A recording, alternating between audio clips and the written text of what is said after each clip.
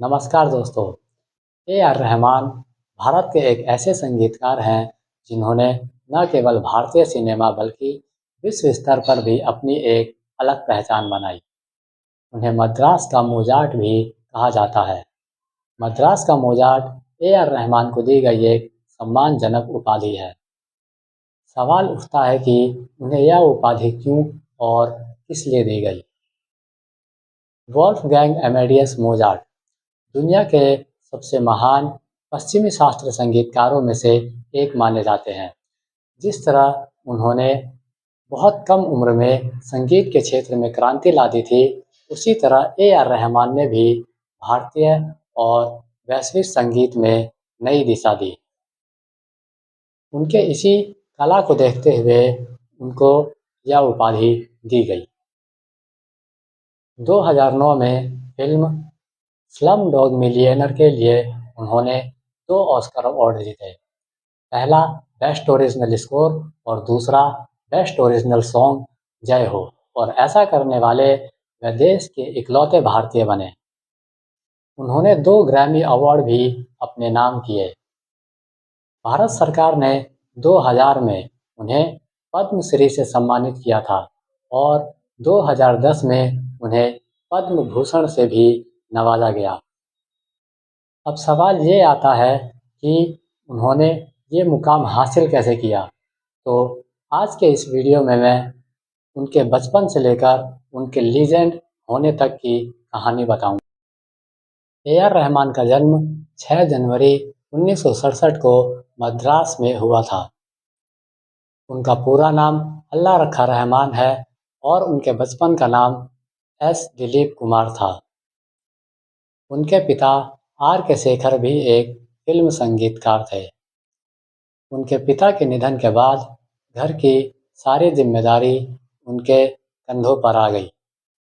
घर चलाने के लिए बहुत कम उम्र में उन्होंने कीबोर्ड बजाना और धुनें बनाना शुरू कर दिया।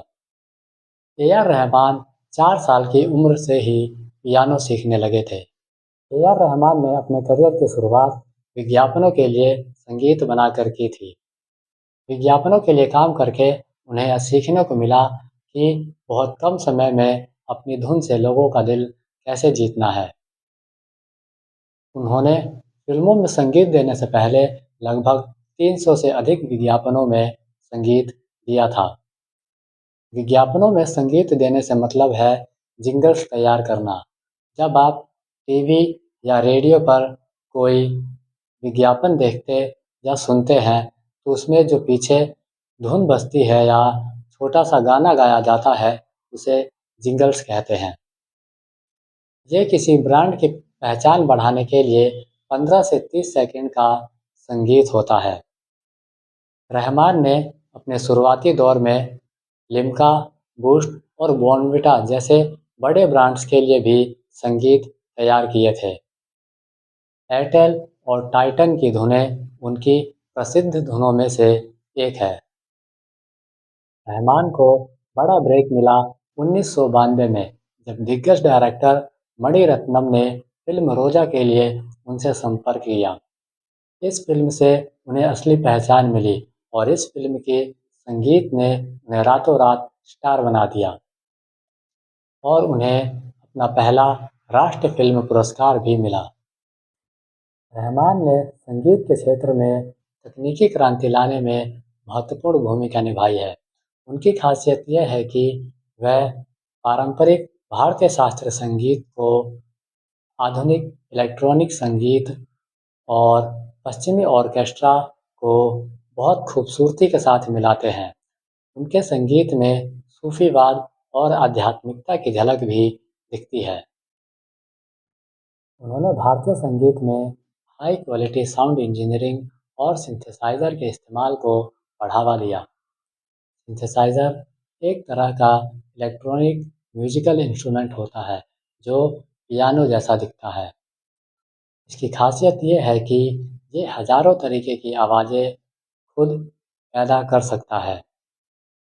एक ही मशीन से बांसुरी, गिटार, ड्रम या ऐसी आवाज़ें भी निकाली जा सकती हैं जो असल दुनिया में किसी म्यूजिकल इंस्ट्रूमेंट की होती ही नहीं है। रहमान ने अपने स्टूडियो में अकेले बैठकर सिंथेसाइज़र की मदद से पूरी फ़िल्म का संगीत तैयार करना शुरू किया।